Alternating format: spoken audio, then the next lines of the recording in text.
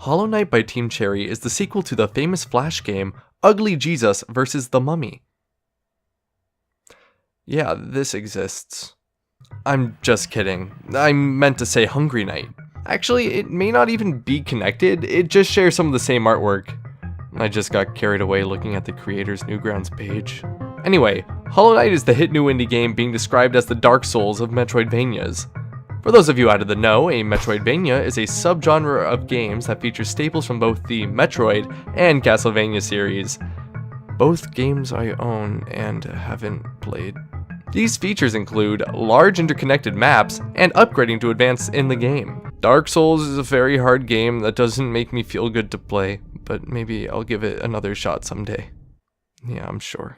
Here's the thing, I've never played a Metroidvania before. So going into this game, I was initially shocked at the freedom it gave me to explore, and explore I did. There are tons of little nooks and crannies full of goodies for you to collect. The best collectible in this game are the grubs. They're these green little caterpillar guys you find trapped in jars around the map. You free them and return them to the grub father, who rewards you with money and gear. Also, the grubs do this little song and dance every time you get near them.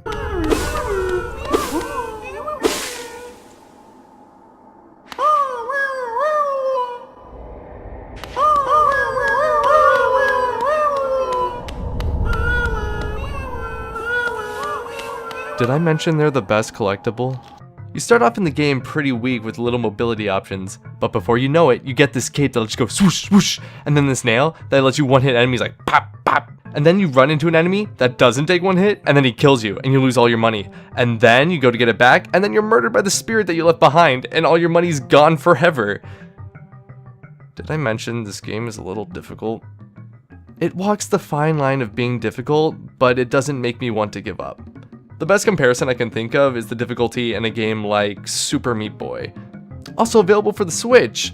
This isn't an ad. The first thing that hooked me about Hollow Knight was its art style. The main character has such a cute little simple design. He's not the only one either.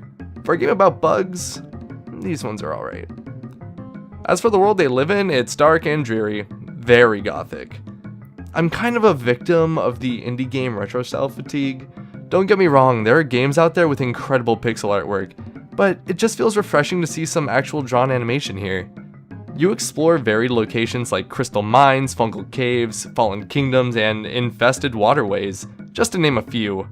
And they're very memorable due in part to this game's unique art style. The world is tied together with a cohesive plot that is purely found through dialogue with other bugs and background details. I don't want to spoil everything, but basically there's this guy, the Pale King, and he made this kingdom, Hallownest. And then everything went to shit, and now you gotta clean up the mess. Oh, also, you aren't the Hollow Knight. The Pale Knight made the Hollow Knight. And I'm gonna stop here before this video gets to be 30 minutes of me talking about backstory. Seriously, it is that deep, but it's worth the reading and exploring. The game feel here is very snappy. You're armed with a nail, which is basically your sword. When you swing it, it's almost like a jab with how quick it is. The feeling of hitting enemies with it is very satisfying, and when you're able to master the pattern of jabbing and dodging, you feel damn near unstoppable. You can also learn various spells throughout the game. Most are used for mobility, but some are for combat. My favorite is the Vengeful Spirit. It's just a powerful burst that you can release after you've collected enough soul. Every time you kill a monster, your soul meter gets filled. You can use soul to heal yourself or use spells. There's a lot of thought put into this system, and it really makes you decide whether you should heal or use magic. The game never feels unfair either, and most enemies have easy enough patterns to memorize. Well, at least at first, because as you start getting into the late game, you'll need to be very precise. But hopefully if you aren't like me, you'll have mastered the controls by then. Hollow Knight by Team Cherry is a labor of love that shows in all details they put into their work. They're also updating the game with free DLC, which is always welcome. I love free things. The game isn't free though, but it's not expensive either. In fact, I think they're underselling it.